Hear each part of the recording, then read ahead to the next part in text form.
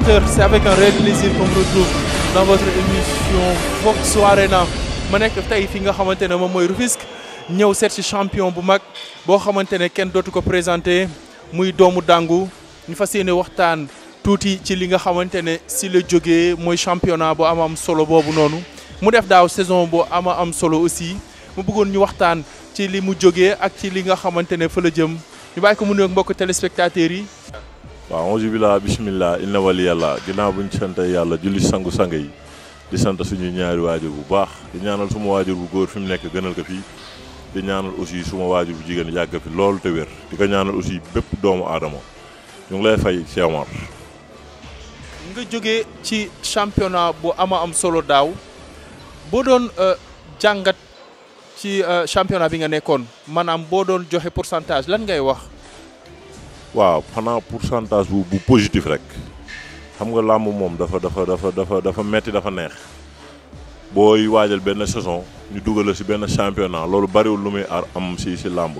donc dañ ciy sant yàlla parce que leer nañu ne bu yàlla defee jàmm rek dinañ bëre au minimum 3 combats bu ñu demee final wala demi-finale muy 4 donc loolu sant ci yàlla la quoi tey bi ñuy nekk ay mbër yu ndaw aussi dañu amoon habitude di bëre à 3 à 4 combats ñu dem bay bëre ñaari combat benn combat léegi sax combat xaw a jafe donc bu ñu gisee promoteur bu ñu dugal ci loolu dañ ciy sant yàlla bu baax aussi ñu am ci résultat yu positif. ñu gis la combat bi nga ñàkk parce que benn combat nga ci ñàkk sa diggante doomu Parcelles bi Ramdan ñu gis la ci li ma jàngatee man respecté woo adversaire bi doxee nu la neexee ci kawam lu tax. waaw boobu peut-être c'était normal sax parce que xam nga mbër moom bu ñu dañu nekkoon ci ay dynamique gu victoire yu doy waar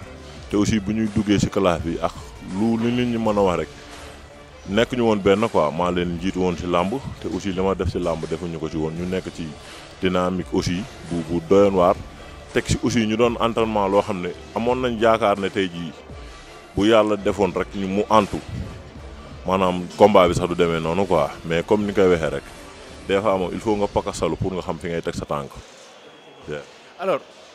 bi ngay jël ki nga xamante ne moom mooy Ramdan ndax xamoon nga ko yaa ngi wax yéen a ko jiitu xeebeel googu est-ce que du ñàkk professionnalisme moo la ci dal aussi. non du nekkul woon xeeb sax c'est-à-dire dama man comme ni ma koy waxee rek man damay liggéey loo xam ne adversaire bu ma mën ci jàkkaarloo rek dama naan maa la man quoi te aussi li ñu digaloon noonu lañ bëree quoi xëy na nag am na ay erreur ci biir combat bi mais li ñu digaloon rek loolu lañ def aussi bi ñu paree suñuy entraîneur meruñu ci ñun parce que loolu la ñu digaloon aussi far bon ñun ñoo juum quoi. nga jóge ci loolu daal di dem ci Sokh mu nekkoon combat boo xamante ne combat bu xaw a tactique la woon ngeen dëglu woon te mu nekk combat aussi boo xamante ne yàlla may na la ci ndam noo waajalee combat boobu noo ko nu mu demee noonu. combat boobu dama ko waaj comme ni ma waajee woon maak Ramdan mais aussi avec plus de sérieux gën a am sérénité te xam ne bon boobu moo nekkoon suñu sànni tàccu daal ak nu mu mënti demee waruñu woon juum ci combat boobu ñu ñëw aussi. man naa wax ne maax Ramdan dafa yee gaynde gu doon nelaw yee loolu defet boobu métti woon la si ñun mais dañu yee ñu dem gën a liggéeyaat ñëw wane li ñu liggéey aussi ak sérénité ba yàlla def ñu am ci ndam. mu nekk ñaari victoire parce que mobile nga njëkk daan ma fàttaliku. waaw non sox laa njëkk daan mobile maax moom combat bi dafa mujjee avorté quoi dañ dem ba à la dernière minute. mu ne dafa am blessure far aussi classe bi championnat bi amoon na règlement bon waaw ñu joxoon ma aussi victoire ci combat boobu. alors fan nga jëm fu mu toll nii fan nga jëm fan nga teg say bët fan nga jëm. waaw mais man fi ma jëm lu lamb yëpp xam nañ ko man lu neex amateur rek ñoo ma neex xam nga mbër moo xam ne tey jii def nga 19 combats nga am ci 15 victoires 4 défaites kon man àdduna yëpp xam nañ ma quoi te aussi wane naa su may preuve ci lamb. ñaanuma kenn sens mais dama ne su may ñi nga xam ne ñoom laa tollal niveau ci làmb dañ ma war a jël suñ ma jëlul aussi day gën a metti ci ñoom rek. yow ñan nga tollal fu mu toll nii niveau nan. tey jii suma combat Modou Anta moom la amateur yi di waxtaanee combat boo xam ne bu logique la maak Modou Anta bu Thiès combat bu jaaru la maak Bébé Saloum aussi combat bu logique la. combat bu logique. Bébé Saloum ñibbisi na def naa maa ngi war a def ak moom émission sax. mais combat boobu noonu wax nga dëgg de combat bu neex la de. non combat bu neex man li amateur yi wax rek laay wax maax aussi góor a Sokh laaju ma ko mais ay naataango la ñu war a bëre. Gora Sock saf na de Gora Sock guddi yi ñu toll saf na de Gora Sock. man lu saf laay wër xoolal ay combat am nga xool samay combat yan combat ñoo ëpp intensité ak yéen ñoo gën a metti. Gora Sock ci ay Baye Mandione la jógee de. waaw mais Baye Mandione suñu grand frère la xam nga làmb lan moo si gën a neex ay génération yu bëri loolu moo daax ay génération ñu tolloo lépp loolu mooy làmb mais bu amee tuuti différence d'âge rek bu xale bi daanee dañ naan xamoon nañ ko waaw loolu la ñuy wax quoi làmb moo bindoo noonu. alors limal nga ma ñaari mbër kan nga ci bëggaat. mais su ma diggante Ameth Deme moom mën naa wax ne peut-être si promoteur li des parce que moom d'accord na pour bëre man aussi d'accord naa pour bëre mais xëy na aussi dañ gisagul promoteur boo xam ne def na si lu raisonnable pour ñu bëre quoi waaw. est-ce que tamit li ngeen di laajte moo xaw a bari parce que aussi combat yi li koy yéexal parfois est-ce que du doon ci yéen. non xam nga imaginer ñun saison bu tijji boobu léegi ñuy entraîner combat lañ bëgg donc affaire bu logique rek déggoo waxuma la sax. ñu fay ñu lu ko jar bu logique laa wax quoi bu affaire bi jaaree yoon rek bañ a gaañ promoteur bi bañ a gaañ rek dañ koy jël bëre quoi. mu nekk ay combat donc ren boo sañoon bëre ñaata yoon. bon man su ma sañoon lu mu ndaw dinaa am 2 combats waaw lu ma sañoon lu mu ndaw dinaa am 2 combats vraiment parce que entraîné ñu aussi pour bëre benn combat dañuy entraîné loo xam ne bu doon dimanche bi di ñëw bu ñu joxoon avance pare nañ pour bëre. loo gisee mbëru Rufisque yi parce que li ñu gisagum bu weesoo yow mi nga xamante ne yow yaa def daaw saison bu nice ak ama neex gisuñu aussi mbëru Rufisque yi ñi ci xam ñu ci bëri dañoo daanu lu tax loolu. waaw bon ñun Rufisque peut-être dañuy am benn problème mooy dañu xaw a ruxe tuuti par rapport ak ci làmb te aussi mbëru Rufisque boo ci sekk nga commencé ko dégg ci làmb rek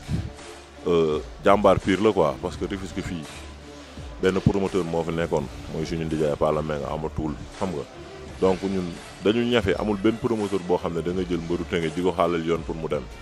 donc moo tax benn instant bi génne bi day xaw a difficile il faut nga doon jàmbaar dëgg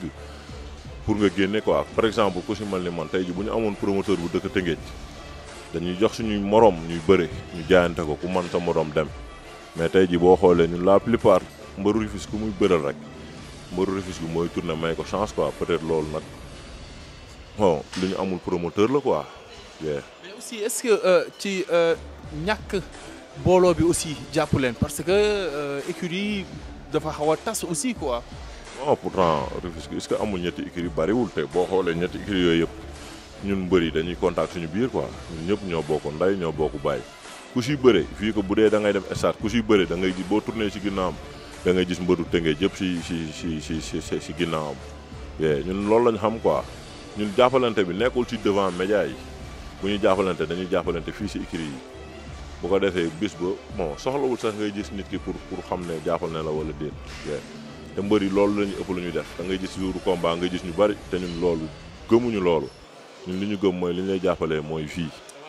ñun loolu lañ gëm quoi. alors li nga xamante ne moom mooy sa carrière fu mu toll nii gis nañu séance d'entraînement yi nga doon def dafa intense déjà cardio bi aussi coach bi mu ngi ci doon liggéey ak yow lu am solo moment bi yaa ngi si ñaata séance. bon moment bi sérieusement 2 séances rek laay def quoi comme bu ma amee combat aussi noonu laa koy gérer matin bi laay dem ak ngoon bi loolu laay def quoi. man boog entraînement laay def ñëw tëdd nelaw des fois ñu am tuuti activité yu ñu war a génn def ko rek waaw mais entraînement daal comme ni mu laat ni ñuy entraîner mu metti noonu la ñuy récupérer aussi. nga gis làmb ni mu yëngoo arène bu bees bi yaakaar naa wàccagoo fa aussi nga gis coppite yu bees yi nga xamante ne làmb indi na ko pay-per-view yi ak yooyu nan nga gisee loolu. bon loolu yokkute làmb la yokkute làmb la parce que àdduna moo demee noonu àdduna bi day évoluer donc aussi il faut làmb ji aussi dox ànd ak àdduna bu njëkk da nga naan gis sponsor pour làmbam il faut sponsor mais léegi gars yi ñoo ngi liggéey noo xam ne sponsor am lu gën la quoi mais bu amul aussi gars yi ñoo ngi débrouiller di tëgg noo xam ne tey surtout système PPV bi ñu indi bon dañ koy rafetlu te xam ne aussi làmb dafa toll foo xam ne pour man waruñu ko sax tegati ci télé yi gratuite parce que dafa demoon ba dafa lamboon parce que lu jar grand combat ñu def ko grand combat lu jarul grand combat ñu def ko dafa dem ba saapi woon nit ñi quoi boo xoolee système bi ñu jël nii pour man ñi mu jaral dëgg te làmb aussi facteur de développement la ci réew mi donc pour man dara boo ci yëngu mu jaral la dëgg da nga fiy def aussi lu mu laaj. sunu émission mu ngi jeex lan nga bëggoon ñu laaj la ko laajtewuñu la ko moment bi wala yan projet moo nekk ci sa kanam voilà. waaw mais di leen gërëm avant tout aussi di leen gërëm parce que déplacement yi aussi tey dañ leen jox tey rendez-vous mbër donc ñu ngi jégalu bu baax a baax si loolu donc bon defe naa ñun li ñu waroon wax yëpp wax nañ ko lu dul promoteur yi nañu seet si ñëw jox ñu combat parce que ñun li nekk si mbër yëpp moo ngi si ñun ñoo ngi mobiliser ñoo ngi fecc ñoo ngi bëree mu neex. tey mobilisation Rufisque tey mbëru Rufisque yi tey par exemple tey mbëru Rufisque yi côté mobilisation bi dafa xaw a des sa waay. waaw mooy li ma la wax nii rek peut-être aussi loolu du ñun quoi des fois da ngay manqué ay autorités yu la jàppale comme ku si mel ni man promoteur yëpp ñoo ngi may dégg comme ma sa fay li nga ma fay jël naa si jënd ay ticket des fois gars yi dañuy bëgg a déplacer wu sax mais faute de moyens moo tax duñu mën a déplacer wu donc dañuy interpeller aussi autorités yi xam ne ñoo fi ne ñu gën a jàpp si làmbu Tëngéej bon di gërëm aussi bépp autorité boo xam ne yaa ngi may jàppale muy autorité yi fi nekk yëpp ku si mel ni suma père suma parrain père Ousmane Ndiaye maam Boukari Samb ak père As Samb ñi nga fekk saal bi père bu baax xam nga di sant aussi suma staff Aïda Diagne Moussa Mbaye Baye Modou Diagne Ciss xam nga Mama Seck sama gars yi Dangu famille bàyyiwuma kenn mënuma lim kenn mais maa ngi gërëm ñëpp di gërëm aussi nitu Tëngéej yëpp di gërëm aussi président Seydou Diouf ñu ngay gërëm di gërëm suma xarit suma frère Omar Faye Rijal di gërëm aussi suma beneen grand frère suma ndijaay maam Djibril xam nga di gërëm képp koo xam ne rek mas nga ñu jàppale ñu lay gërëm bu baax a baax di gërëm kooku prof saal bi nga gisee ni man du ma fi joxe dërëm dañu ñëw di liggéey borom saal bi gis nañu li ñu def bëgg nañ ko ñu ne ñu